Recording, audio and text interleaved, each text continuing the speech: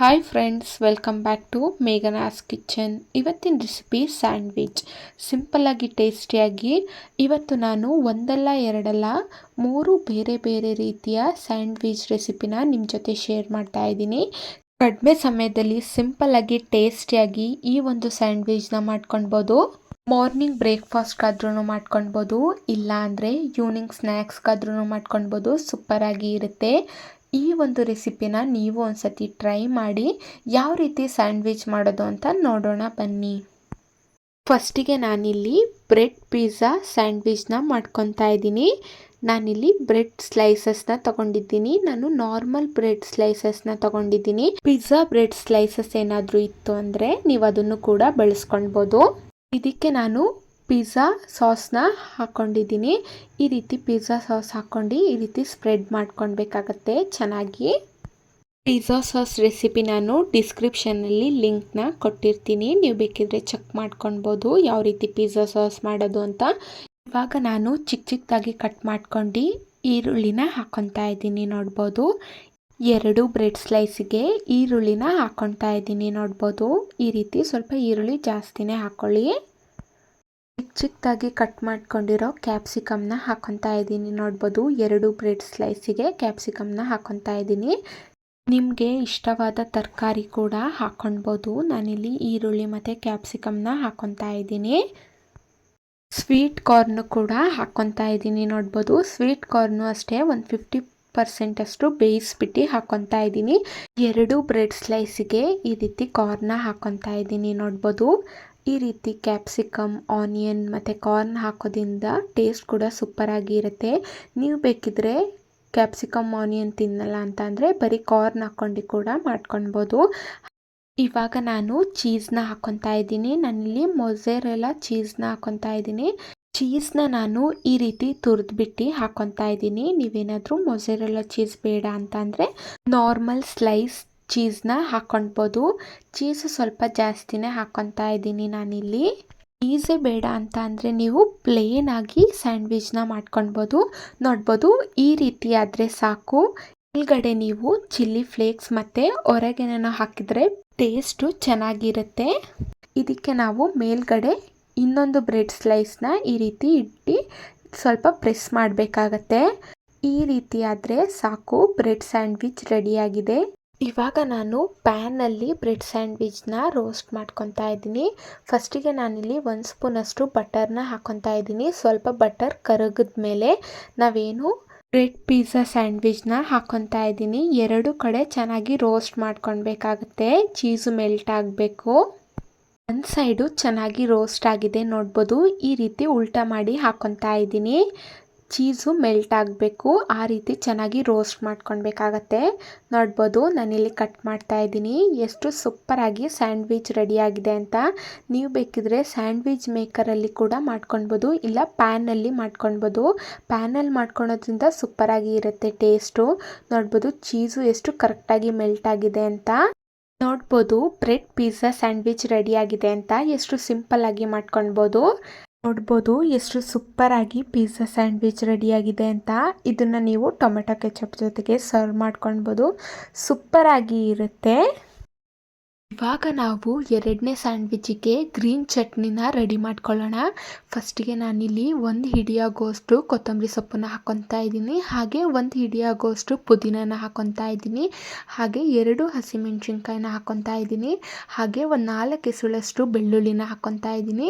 ಹಾಗೆ 1 ಇಂಚಷ್ಟು ಶುಂಠಿನ ಹಾಕ್ಕೊತಾ ಇದ್ದೀನಿ. ಹಾಗೆ ರುಚಿಗೆ ತಕ್ಕಷ್ಟು ಉಪ್ಪು, 1 ಸ್ಪೂನಷ್ಟು ಜೀರಿಗೆನ ಹಾಕ್ಕೊತಾ ಇದ್ದೀನಿ.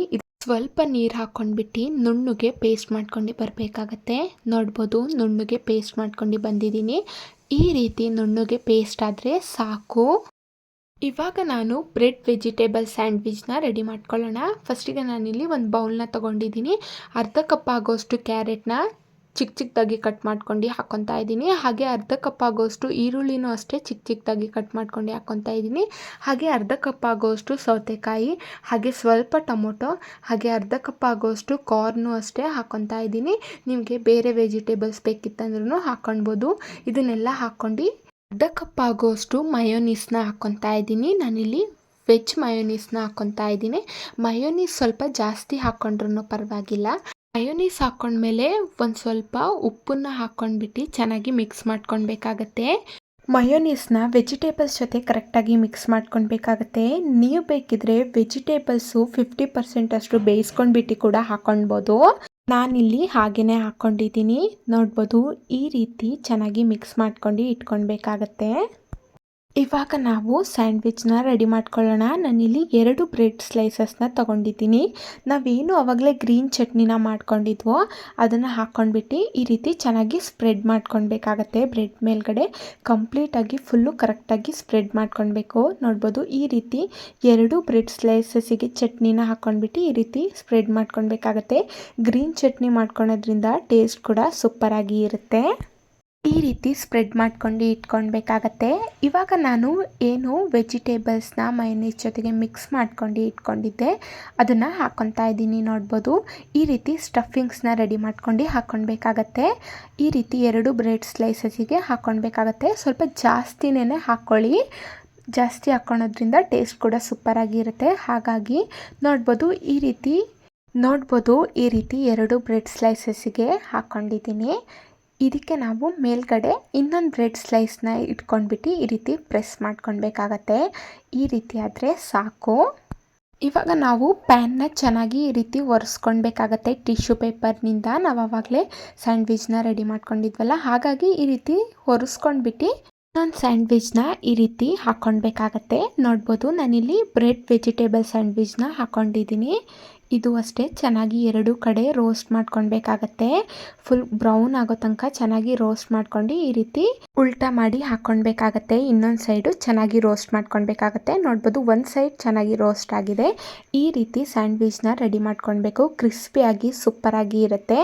ನೋಡ್ಬೋದು, ಇನ್ನೊಂದು ಸೈಡು ಅಷ್ಟೇ ಬ್ರೌನ್ ಆಗಿ ರೋಸ್ಟ್ ಮಾಡ್ಕೊಂಡಿದ್ದೀವಿ. ಈ ರೀತಿ ಆದರೆ ಸಾಕು. ವೆಜಿಟೇಬಲ್ಸು ಅಷ್ಟೇ ಸ್ವಲ್ಪ ಬೆಂದಿರುತ್ತೆ.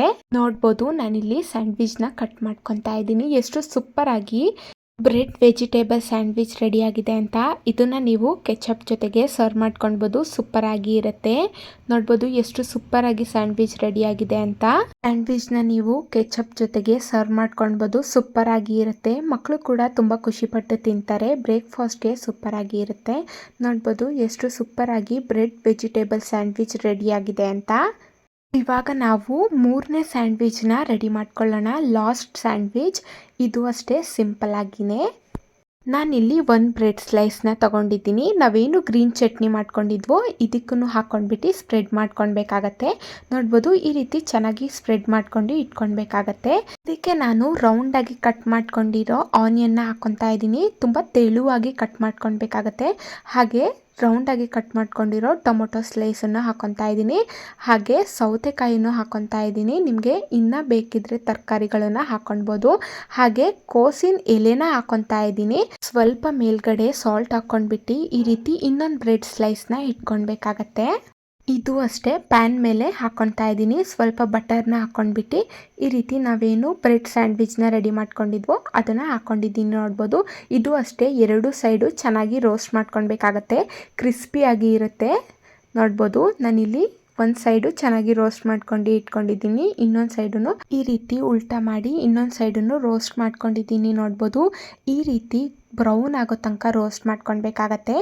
ವೆಜಿಟೇಬಲ್ಸು ಅಷ್ಟೇ ಬೆಂದಿರುತ್ತೆ. ಟೇಸ್ಟ್ ಕೂಡ ಸೂಪರಾಗಿ ಇರುತ್ತೆ. ಕ್ರಿಸ್ಪಿಯಾಗಿ ಟೇಸ್ಟಿಯಾಗಿ ಈ ರೀತಿ ಸ್ಯಾಂಡ್ವಿಚ್ನ ನೀವು ಒಂದ್ಸತಿ ಟ್ರೈ ಮಾಡಿ. ನಾನು ನಿಮ್ಮ ಜೊತೆ 3 ಬೇರೆ ಬೇರೆ ರೀತಿಯ ಸ್ಯಾಂಡ್ವಿಚ್ ರೆಸಿಪಿನ ಶೇರ್ ಮಾಡಿದ್ದೀನಿ. ನಿಮಗೆ ಯಾವ ರೆಸಿಪಿ ಇಷ್ಟ ಆಯಿತು ಅಂತ ಕಮೆಂಟ್ ಬಾಕ್ಸಲ್ಲಿ ತಿಳಿಸಿ. ಈ ರೆಸಿಪಿ ಏನಾದರೂ ಇಷ್ಟ ಆದರೆ ಲೈಕ್ ಮಾಡಿ, ಶೇರ್ ಮಾಡಿ. ಹಾಗೆ ನನ್ನ ಚಾನಲ್ನ ಸಬ್ಸ್ಕ್ರೈಬ್ ಮಾಡ್ಕೊಳ್ಳಿ. ಹಾಗೆ ಪಕ್ಕದಲ್ಲೇ ಕಾಣುವ ಬೆಲ್ ಐಕನ್ನು ಕ್ಲಿಕ್ ಮಾಡಿ. ನಾನು ಯಾವುದೇ ವಿಡಿಯೋ ಅಪ್ಲೋಡ್ ಮಾಡಿದ್ರೂ ಫಸ್ಟ್ ನೋಟಿಫಿಕೇಷನ್ ನಿಮಗೆ ಬರುತ್ತೆ. Thank you for watching.